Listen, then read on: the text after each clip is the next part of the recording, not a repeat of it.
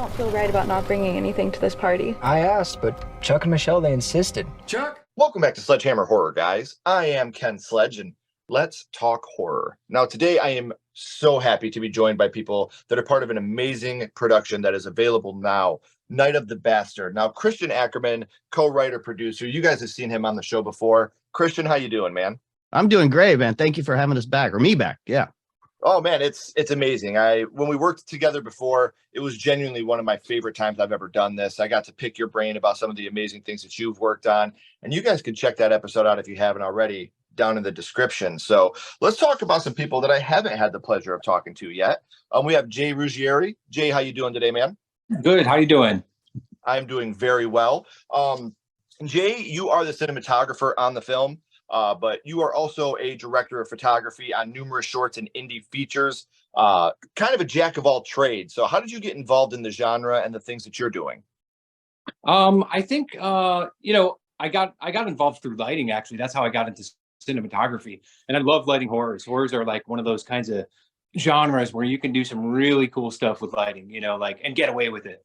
So I love lighting. And I think that's what kind of like gravitated me towards that genre at first, because you look at comedy and you're like, man, this is pretty boring. Like from a lighting perspective, it's kind of boring, So I love doing horrors because it's like, man, I'm gonna get to do some cool shit for a month, See, and I would think horror and sci-fi would be the two that would be the most fun for you. And while we're talking about that, you just wrapped Principal on Alien Vacation, and you're getting ready to start Needle Little Christmas. So you are continually keeping the ball rolling.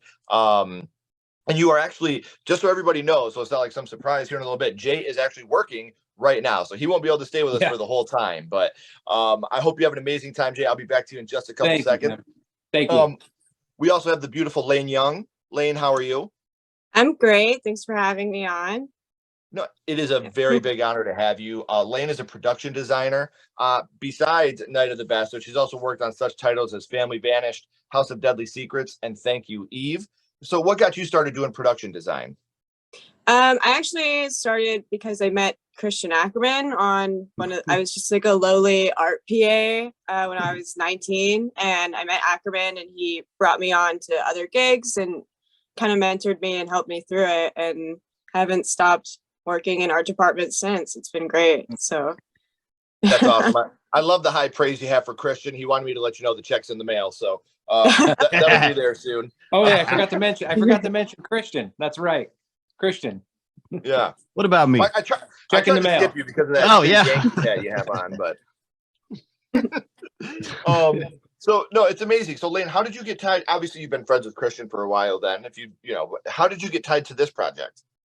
So it's actually funny. Christian called me and asked me if I wanted to PD it, and I kind of was like, yeah, sure, sounds great. And then a couple hours later, I was like, I feel like I should have asked more questions. And I called him back and he talked me back into it, and it was great. And I loved the script so much. I really wanted to be a part of that. So that's awesome. I'm very persuasive. Yeah. He has those fancy producer words that'll just get me to do anything, I guess. You'll get to be on Sledgehammer Horror someday, Yeah. That's the first thing I told her. Right. No wonder it took you a while to think about it, Lane. Yeah. We also have co-writer Chuck Foster here. Chuck, how you doing tonight, man? Hey, how's it going, Ken? I'm very honored to have you, man. And on top of this, this isn't the first time that you and Christian have worked together. You guys are writing partners. You've worked on The Summoners and Watch Your Back, and the unproduced feature, the short film Hell's Bellies. I'm sorry. Hell's Bells. How long have you and Christian been working together, and how did you guys get started together? Well, we met back in the late 90s, probably around 97, 98. Ended up living together for a short period, and we've just been really good friends ever since. So when it comes to working on projects, it's natural to want to, collaborate together. We used to play music together in our apartment. We recorded a ridiculous amount of improvisational music. So it's just the way we function. We can practically finish each other's sentences. So it really works out in the long run. And awesome, Christian's the most handsome guy on the planet. See, I just finished his sentence. Yeah. See, It's these things you can't learn in school, ladies and gentlemen. These are the things you get from life experience. So I'm assuming with your guys' music, it was definitely like a New Kids on the Block, Enrique Iglesias style love machine, right? At times. Now, somebody whose last name I knew I would never mess up, so I didn't even ask him how to say it. We have the amazing Eric Spudik here. He's the stunt coordinator, also played Vince in the film. Eric, how are you doing? Hey, I'm doing pretty good. It's good to be here. No, it's amazing to have you here. I mean, you've acted in over 40 feature films, including Dead Clowns and Dino Wolf. And you've also written such films as Aquanoids and Creepies. So what got you connected to this project, Eric? I met Christian at a Fangoria show, I think around 2006. I want to say it was in San Jose. And within, I don't know when it was, we co-wrote this book, My Favorite Horror Movie. He's done 3 of them now. We had like 50 authors on that. I think that was the first time Christian and I actually worked together, because I don't think we worked on any movies up until, I think the first one we did was a Ken Sanders Lifetime movie. And that's where I met Jay and Lane as well. So it's a small world. You know, it's a family, basically. You're working with the same people over and over, and they become your friends after a while, and you know who to trust. Mm-hmm. Well, and I think a big part of that too is when you have a relationship like that with the people that are around you, when you've worked on many projects together, you start to be able to finish each other's sentences, and you start to know the people's work ethic. You start to know the way that they drive. You start to know the things that work and don't work with the individuals. So I'm glad that you guys were able to do that. And this film is available now. So you guys can click the links down here in the description if you haven't seen it yet. So make sure you're checking that out. But before we get there, we still have the beautiful Julie Hapney. Julie, how are you doing tonight? I'm great, thanks. It is amazing to have you. And you've done, you are a special effects makeup coordinator. You've worked with such bands like Coheed and Cambria. Why, yes, I do have an Iron Fist tattoo right here. Metallica, My Chemical Romance, so many more. And that's amazing. These are bands that I've grown up loving. I've become friends with some of these bands. And to know that you've worked with a lot of these amazing musicians, amazing artists, that's quite the, feather in the cap. So you're working with all these great, amazing people, and then you get put on a project with these amazing people. How did you get connected to this? Through Christian. I've worked with him for years. He's like family to me. So I got the phone call and read the script, and I was like, I'm in. We're just going to have to do a 6 degrees of Christian Ackerman here soon, because it all comes right back to him. So I did mention a little bit ago, you guys, about how we have the links to the movie down in the description. So before you check the movie out, you might want to know, hey, what's this movie about? So we're going to show you a trailer here real quick. I really don't feel right about not bringing anything to this party. I asked, but Chuck and Michelle, they insisted. Chuck, we're here. Tonight, the unholy deity has delivered us the gift of a perfect sacrifice.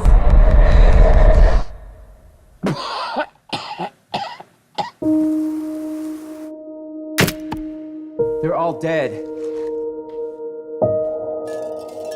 I don't talk to anybody, and that's the way I like it. Please, mister, please, I need help. We were attacked by these freaks in the desert. We were looking for another place to camp. Good evening. It seems we've gotten off on the wrong foot. What in the hell do you want? We could start with her first. Open the door now, and we promise to show you mercy. If you don't get off my land right now, I'm gonna murder every single one of you! You're not going anywhere tonight. I've had enough of you little punks coming through, trashing the place. Back off! The longer you resist, the more pain we will inflict.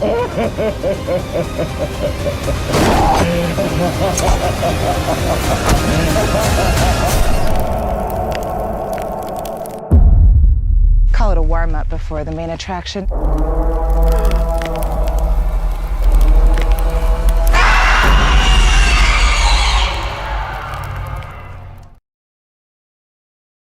So guys, there's the trailer for you. So make sure you are checking the film out. Like I said before, you don't have to go far. The links are down in the description. So make sure that you're checking that out. You're going to notice a lot more links down there because I have all these beautiful and amazing people, social media links down in the description. Yes, they are all a part of Night of the Bastard, but it's not the only thing they've ever done. And I promise you're going to see a lot more of all of them in the future. So make sure you're following them on social media so you can stay up to date on all the amazing things that they are working on in the future. Now, Jay, when you are a cinematographer on a film like this, action horror film, which is, balls to the wall, pedal to the metal, what was it like being the cinematographer for a film like this? This one was really different because we didn't have much time. We shot this in 10 days. So we had to basically watch them do their thing and then shoot it. So there wasn't really much time for rehearsal or blocking even. It was kind of like, all right, what are you guys going to do? Where are you going to walk? Shoot it. I'll try not to get punched in the face as I'm filming it. I mean, it was a lot of fun. It was super challenging in that way. And when I got good shots, it meant that much more to me that I was able to get it because of that. So that's something I was actually going to ask you. When you have a rush production like this on an indie film, you kind of have to have that, more of a gratitude towards the people around you, but not only that, but kind of a pat on your back type attitude when you can nail these things. So, like you said, you didn't have much time for rehearsal. Is this one of those things where at night or during the day when you're not on set, you're still, getting every idea you could possibly get, even when you're not around? 100%. Yeah, we knew the location, so during the day when we slept, we were like vampires on that movie. Literally, I was thinking like, okay, so the room is like this. Okay, so if we put him here and blocking, and our director was really, he was open to he's a really good collaborator. So it's kind of like if for any one reason any of us wanted to be like, hey, can we have them like have this fight over here or do this over here? He was like, yeah, sure. I don't see why they can't stand over there. So that definitely helped. And I think that when you have a director like that is more of a, democratic director where he wants to take everybody else's input, it makes you want to work harder for that type of person. Definitely. Because, they take your work seriously and they know that you have the best ideas for the project in mind when you're trying to say these things. 100%. Yeah. So it was real collaborative all around. All of us. That's awesome. Yeah. Now, Christian and Chuck, I'm kind of going to bounce this question to the both of you, with you guys being the co-writers of this film. As Jay just talked about, you had 10 minutes. Wow, this film did really good. You had 10 days to film the whole thing. So when you have something like that, you guys are co-writers, you have all these ideas in your mind that you want to see done. Was there any sacrifices that you guys had to make in order to meet the budget and meet the time restraints that you had? Yes, definitely. And I'm sure Christian can talk more about that. Yeah. I mean, as a producer with the producer mindset that I knew, like, kind of how to rein us in and all of our ideas, and I mean, there were some supernatural elements to the project that probably would have taken up way more time than we had. So I mean, either way, eventually, like, creatively, we decided to take those out anyways and make it all based in realism, and that really helped. And so the best thing I mean, we had a lot of fighting in there, and like hand-to-hand combat and with weapons, and so it was great because most of the time we had all of the characters there on set for those days, so Eric could break off people and rehearse them while we're shooting something else, like maybe inside the house, and so that really helped just to have everyone there. Because usually it's on low budget stuff, you can't pay everyone to be there all the time, and so you don't get a lot of time to rehearse. But that was good that we were all just sleeping there together for the most part for almost the whole 10 days. Right. So Chuck, going into this, did you know that you were only going to have 10 days to do this, or was this something that you guys had planned out a little bit more and it got shaved down as you went? Well, it was made pretty clear that this was going to be a very quick, low budget production, so I didn't really expect anything less than that. As far as getting it fleshed out, I mean, we had the privilege of having to write during COVID, so that helped a lot in shaping the story and shaping the characters and getting things up to where they were ready to be filmed. Right. I mean, my wife is a respiratory therapist. That word is something we take very, very serious in this house. I would never wish, if I could take it back, I would, but you got to find the glass half full portion of everything. And while the pandemic was extremely hard, we lost a lot of people. A lot of people had to change their lives. there were some positives that came out of it. And we, like I said, I'm not wishing that on anybody. That is not something I would ever wish on anybody. But you guys were able to write a film while while we were in lockdown, and maybe perfected a script that you may have rushed a little bit if you had more things going on in your life. So I'm glad that you guys were able to finish this and get this done while you had that time restraint on there. So let's talk about the acting side of things. Eric, you're doing stunts, you're acting. You have 10 days to get this whole film done. What's that like for you? It was tight, but luckily I've been doing this long enough, I guess 20 years, 25 years of making movies, that a lot of practice helps out. That's why I tell people starting out, shoot some short films, do some commercials, just go out and make something so you got practice. So when the real deal comes along, like this movie, it's a feature film, you're already prepared. You know how to shoot the picture in 10 days. And I don't know how many fight scenes we had, maybe 5 or 6. And sometimes looking back, you go, oh, I wish we just had one more day, or maybe if we had 2 more days. But you learn and you say, okay, on the next shoot, I know exactly how many beats the fight scenes should be. Mm-hmm. And like I said, you're not only in front of the camera, you're also behind the camera doing stunt coordination. And I want to stick with you just for 1 second. Obviously, both of these things are very, very close to your heart. You've been in the business for 20, 25 years, amateur. And, these are things that are very, very important to you. Do you prefer to be, doing the stunts and coordinating the stunts? Like if you had to choose between the two, which would you prefer, being in front of the camera or being the stunt coordinator?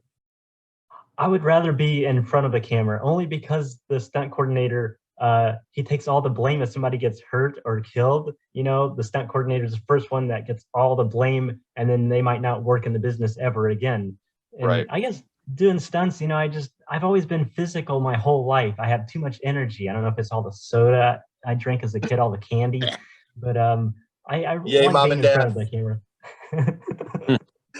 Well, and it's a great thing because, like you said, but with Christian, I'm sure that he'd be like, "Listen, guys, something happened. It was definitely Eric's fault.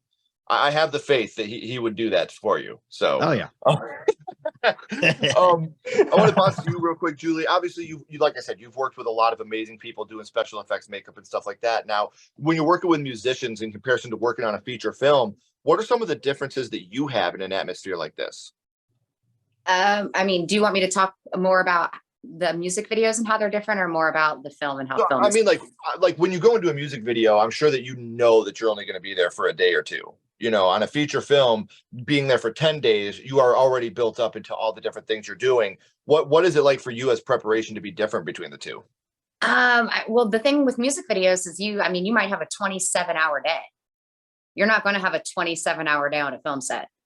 And then the other thing too with music videos, because most of them, the music is what's playing. So everybody talks, and like you can direct, and you can, just scream the whole time you're working instead of everything being silenced, and instead of like it being like that. And then with music videos too, like the way that they edit it together, like it doesn't have to be like a beginning, a middle, and an end. They can like throw in this like, something crazy to look at, like anywhere they want.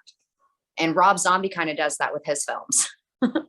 And some people don't like it. I personally love it, but that's. Well, when you come to like your own preparation, like, would you rather work on a longer feature film, or would you, because like you said, you can break it up into days, where when you're working on a music video, you can have a 27-hour straight day, which is more like your comfort zone? I like both. I think that with music videos, like sometimes I'll show up and I'm like, all right, cool. Like I have 7 effects that I have to pull off today. All 7 of them, all today. But then also I'll do a horror movie and I have 7 horror effects I have to pull off in one day. So sometimes the workload is, pretty similar. Now doing a feature film, now I might have to do that same day, 6 days a week, with one day off. And that day off is spent making more blood. Every day is spent making more blood. But then it's repetitive. And one thing that's a little bit different from being like doing beauty makeup versus effects for me, beauty makeup, when the day's over, I go home. Effects, day's over, I have homework. And now it's all about the next day. And the longer I can think about it and the more I can put into it, because I might think I have the show completely prepped. And then on Tuesday, they tell me, actually, we didn't get the prop knife. So now we're going to stab them or slit their throat or whatever. And, whatever it is, I'm like, okay, so now I'm doing what? And then it's like, oh, the guy who was supposed to come has this skin tone, and now we recast and it's this skin tone. And you're like, okay, let me see if I have that skin tone in an arm for tomorrow, or you're repainting. Sure. So there's where music videos, I think, are a little more like on the fly. Sure. And I'm sure that that's got to be something that's very difficult too, because when you're doing makeup on a film, like you said, sometimes you don't finish a scene in a day. So when your people come back tomorrow to shoot the same thing, you have to have the makeup exactly the same. Is that a challenge for you as opposed to like working on a music video where you have that straight block, trying to make the makeup exactly perfect the next day as you had it the day before? Well, the continuity with horror and death scenes. So like, say that we kill somebody, we have 3 times, and the first take, the blood goes right down the middle of their, nose. And then the second take, it goes down this side of their face. And the third take, it's just a little bit here because I didn't hit him very well or whatever. And so I need to know, okay, which one do we like? Which one are we going to use so that I can move forward? Mm-hmm. And then a lot of times too, like if we shoot like the end before we shoot the middle, I'm like, all I can do is just cover them in so much blood that I can make it up, as long as we can, get them super bloody by the end, we'll be fine. That's the way to look at it. More blood, more blood. So, when we're talking about 10 days being on set, when you are, doing production design, I'm sure that like you said, your time is so valuable. So Lane, when you're being a production designer on a set like this, where you have 10 days to get a feature done, is it the same thing kind of with Jay, where you're always going, your brain is always working, you're always thinking of the different things that you're going to be doing, even on the moment you're not on set? Yeah, definitely. And it's like what Julie was talking about, like when you get off set on a feature, you still go home and work, and you're like constantly thinking about the next day of like, okay, what is the set going to look like tomorrow? What do I have to bring? What do I have to do to prepare for like the scenes that we're going to do the next day? I think that with production design, like a lot of departments in film, they go home and they work so much more than they're like working on set, because you have to prepare for the next day or like days coming, because you can't always get everything on time, or there's like a 3-day wait to pick something up. And especially when we were shooting out in the desert, the closest prop house was 2 hours away. So a lot of my stress came from like before we started shooting of like, okay, I'm not going to be able to like make a run and grab this thing. Like we only have a Rite Aid down the road. I don't have like all of my resources available. So a lot of my stress came from the buildup of leaving to go be on set, like making sure I had everything that we needed. But it was really fun, I like the stress, thrive off of it. I think we all do, a little masochism.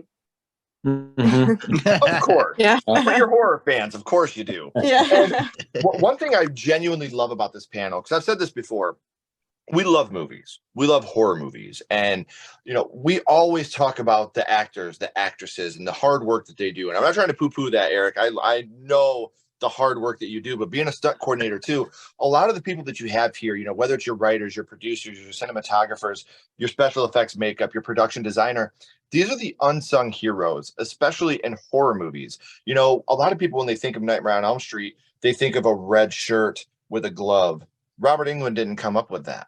When you think of Friday the 13th, you think of Camp Crystal Lake. That's all these different things that these production designers, these makeup effects that they do that are behind the scenes that make us love these movies so much. So, Jay, I know that you got to get going here in a second, but I got one last question for you before you take off. And I might be able to chill. I think I hear the director out there drinking and being on a Zoom call, and so I might be okay. Awesome. Well, I've already said that I'm going to start with you, so I'm not going to be a unman of my word.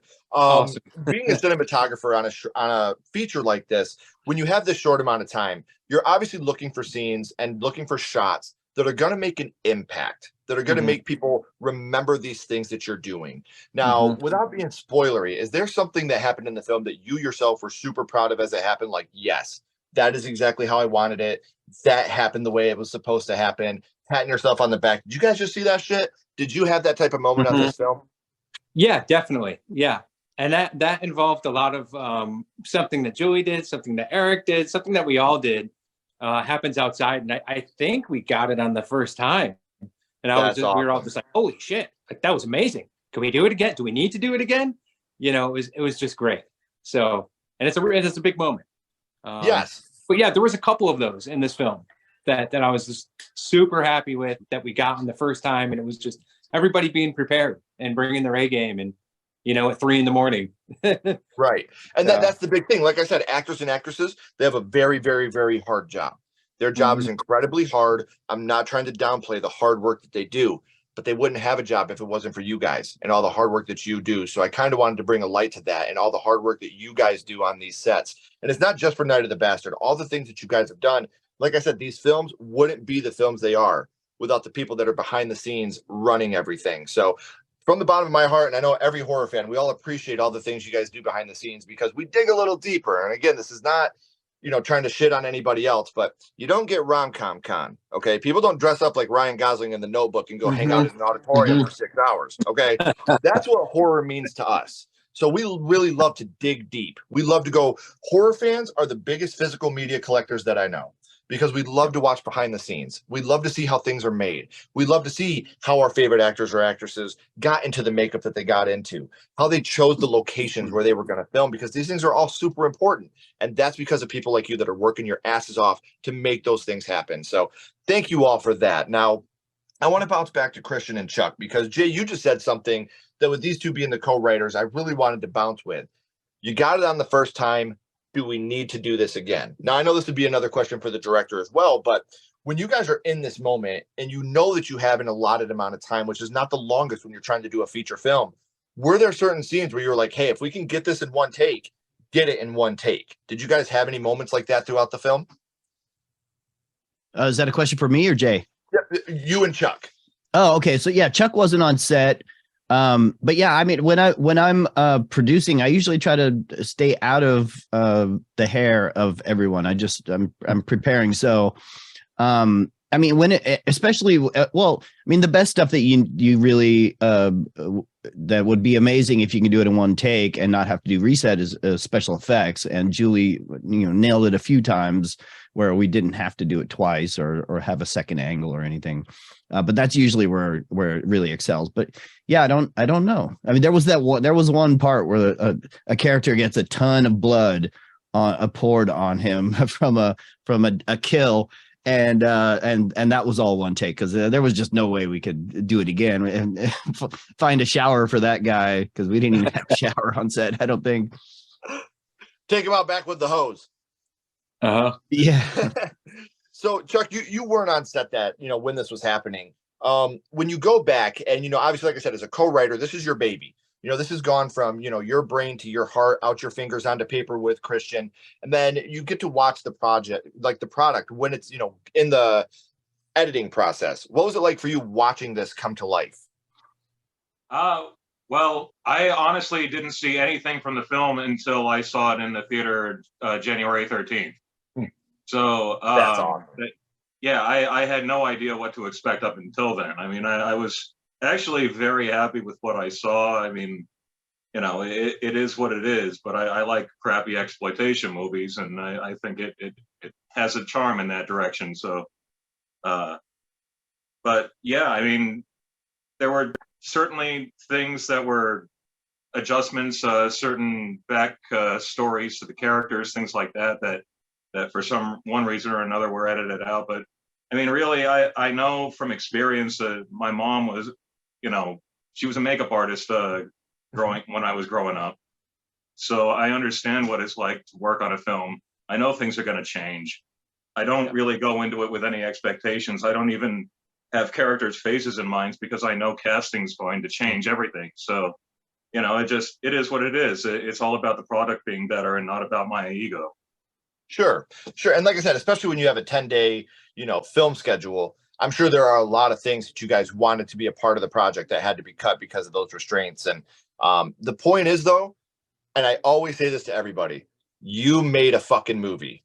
That's the biggest thing. Like, you guys came together and you made a movie, and no matter what, no one can ever take that away from you. And that's something special. That's something that, from somebody, I've been on sets and, I've been a part of things. And when you can go there and you can be at that premiere in the theater and you have your friends and your family there cheering at certain moments, like that's one of the best feelings in the world. Like, I'm very happy that you guys were able to pull this off in 10 days and make a film that you guys can watch by clicking the links down in the description. So, Lane, I do want to bounce back to you here for a second. Production design is something that is very, very important to a film. You know, if you don't have that, things are going to fall apart right away. Were there certain things when you read the script that you were already coming up with, or were you working with Christian and Chuck and the director on things that, you know, kind of being like-minded on things? Yeah, I do think it was pretty collaborative from the beginning with Christian and the director, and, you know, I had lots of emails back and forth. You know, when I read scripts, there is always like a way that I see it in my head, and then it turns into something completely different by the time like production actually rolls around, because of like what's available or like what the location ends up looking like. But I always try to like keep my style in everything that I do and keep it consistent. But yeah, a lot of it was truly, this movie was based on like the locations that really like sold it, and where all the art and everything really came from. It was pretty organic, which is nice. So that, I do want to say this. Where did you guys film at, Lane? We filmed in 29 Palms, Joshua Tree, like kind of like out in the boonies of Joshua Tree. So at this woman's home, yeah, and she had like that's where the house was. It was great. That's awesome. And like you said, when you have that natural, you know, the things that are there already around you, kind of makes things a little bit easier. But at the same time, when you have your own visions, I can understand how that can be frustrating as well. And while we're talking about having your own visions, Julie, when you came to set, did you already have an idea of how you wanted to do things and then ran things with the director? Or were you kind of just like, listen, I have these amazing ideas, we're going to do it like this? Did you have these storyboards already ready, or is this something that you worked on once you got there? Okay, so anytime I'm working on something like this, like my main job is to do it as fast and as cheap as I can do it. It still has to be good, but especially on set, like as fast and cheap. And when I say cheap, like that means like maybe not destroying sets, not destroying, you know, like if we kill somebody in the sand versus kind of where they were talking about earlier, like moving people around, like maybe instead of killing them right next to this like expensive painting, let's kill them over here on this really like shitty rug.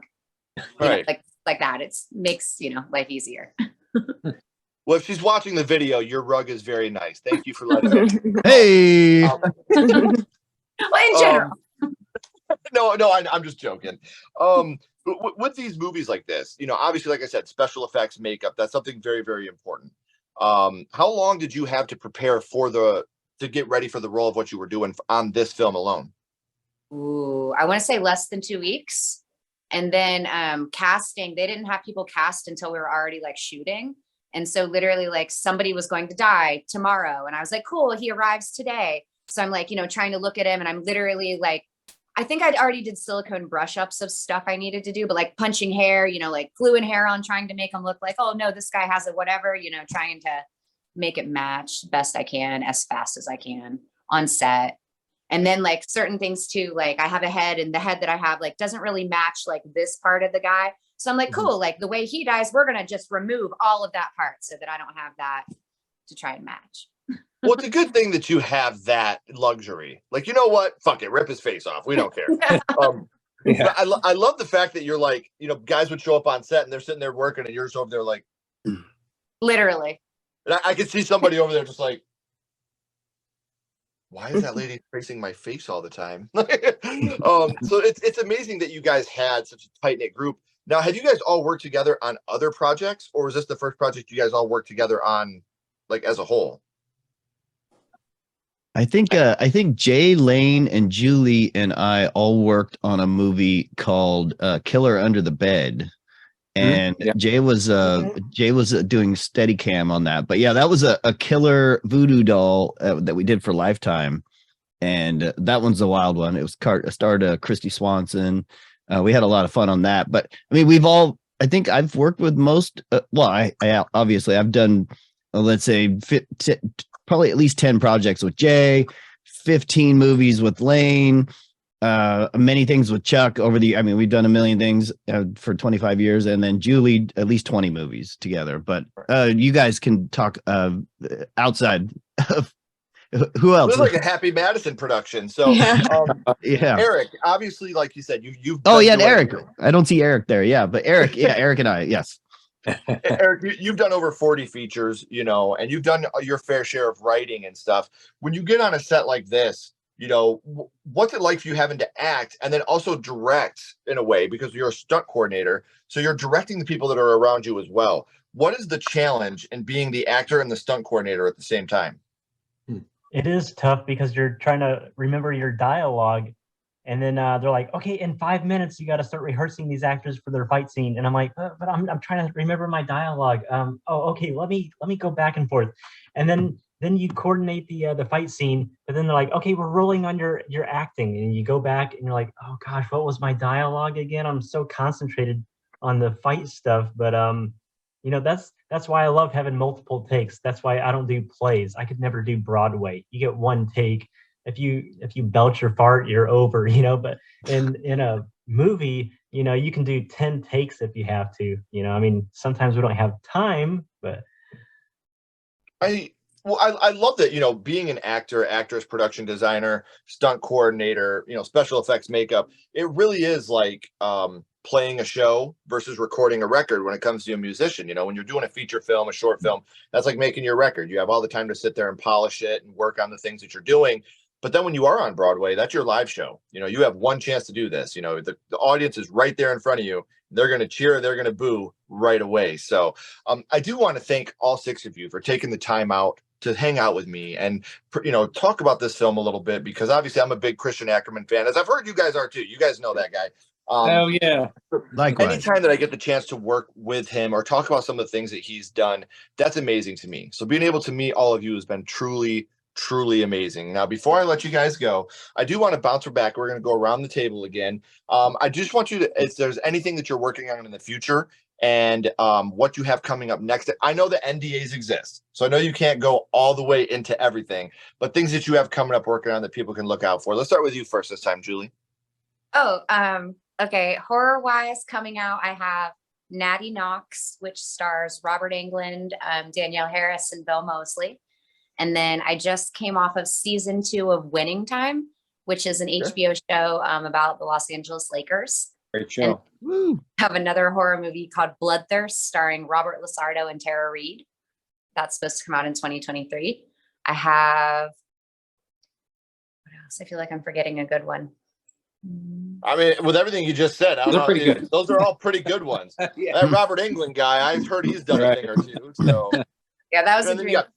you got Bill Moseley. I'm sitting over here, well, what's going on with that guy? Heard that name before. Mentioned like 2 weeks ago, Days of the Dead here in Las Vegas, and I got to see Bill, so I got to hang out with him for a minute, which is good.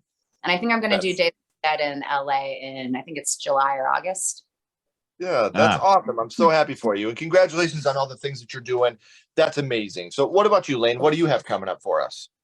I'm currently working on, well, I just wrapped a feature and it's called Picture Her Dead. It's like a thriller, kind of like murder mystery movie that should be coming out on Tubi in a couple months or so. I'm currently working on a feature right now and then another feature next month. I can't really talk about those ones yet, but and they're all going to be fun and campy, which is kind of, I love like fun campy horror. So yeah, it's good what I'm working on right now. So Congratulations. And also, way to stay busy, guys, because I know, especially in this business, it's really easy to, want to take a break because you are always going, especially behind the scenes working. Your brain never shuts off. So congratulations on staying busy and staying going and have that drive and determination. What about you, Eric? What do you have coming up for us? I just had a DVD come out a couple months ago, Night of the Tommy Knockers, that was shot in Nevada, and so it's on streaming, Amazon, and then I also wrote a comic book called Vietnam War, and it's zombies in Vietnam. And Ooh. I just had to write a comic book. COVID was happening and the movie business was slowing down. I thought I got to keep busy, and I thought I got this idea for a movie that I wanted to shoot in the Philippines, but I don't have the money to make the movie. I thought, hey, I got enough money to make the comic book version. So I'm going to shop that around and maybe somebody will buy the rights. That's awesome, man. I mean, look, We've seen werewolf Nazis in American Werewolf in London. Why not, zombies in Vietnam? I would love to check that out, man. That's incredible. Cool, thank you. I know, Jay, right now, like we talked about earlier, you're working on Needle Little Christmas. You just finished with Alien Vacation. Do you have anything else coming up you can tell us about? After those two, taking off that shitty Yankee so, hat and getting a Tiger's hat, maybe? Yeah, definitely. I'm working on it. We'll put that up a little bit. No, but after those two, after this one, I'm not sure. We're not exactly sure how long I'm going to be involved with this one. I might stick around for post, maybe some coloring. So I'm kind of leaving it open. That's awesome, just because man. I'd like to see this through as the DP. I love this in like coloring sessions, and this director allows me to do that, and it's so important to the look. So I might do that for a couple weeks after, which is always really fun. I don't think, and again, I'm not trying to call people ignorant or talk down to people, but I don't think a lot of people that don't get behind the scenes realize the amount of work that goes into just color correction alone.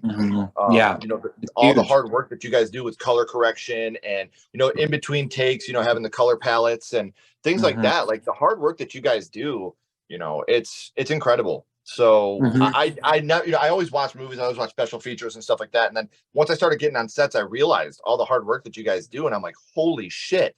You guys are fucking superheroes.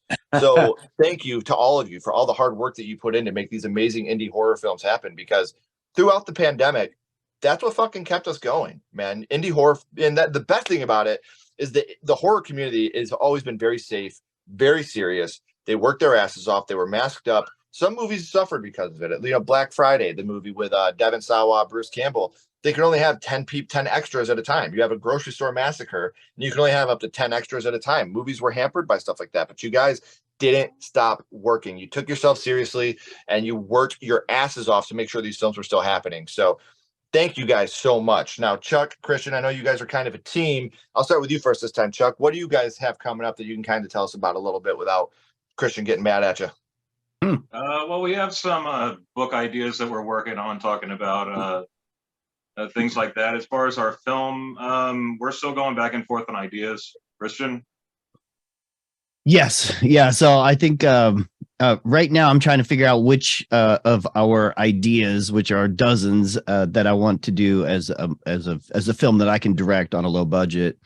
And so that's what we're currently planning right now. I mean, I've been kind of slowly working on one project that is a very slightly horror, but a little more of a dark character piece that is probably hasn't really been done before. And so that is kind of a new thing that I think I can make for a really low budget. And so, nobody's going to just, everybody wants to, because I produce so much and I produce well enough that people always want to keep hiring me. But to consider me as the director, nobody's going to give me money until I direct my own film. It's kind of the state of the world at this point. So that's going to be on the dock this year.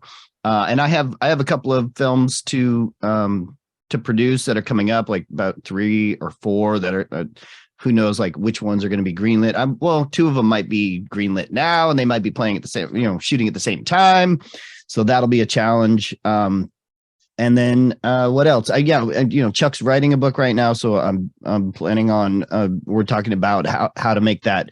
He wrote it early on as kind of a series of articles, and now it's going to be turned into a book. And so we're trying to figure out how to make that really work as a book.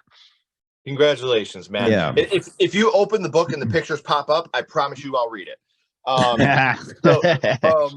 But you talked about, Christian, you might have some films coming up that you're going to be directing, which congratulations. I'm really excited. Well, I have to make it myself. I have to do it myself because nobody's going to give me the money. So, yeah. Right. Well, I mean, when you work on that film, if you need a special effects makeup artist, a stunt coordinator, a cinematographer, a production designer, I know some people. So, hit me up, let me know. I can connect you with some of the people that I know. Maybe we could try to make this happen for you. Yeah. Thank you. I do want to remind everybody, not only is the film down in the description, but all these amazing people's social media links are down in the description. They've done amazing things. They have even better things coming up in the future. But I mean, right now they got Night of the Bastard. So there's everything you need right down here in the description. So you could check this out. You can be a part of their growing communities as well. Beautiful panel. Please don't go anywhere. I got a couple more questions for you. Everybody else, as always, keep talking horror, stay what you are, and we'll see you guys soon.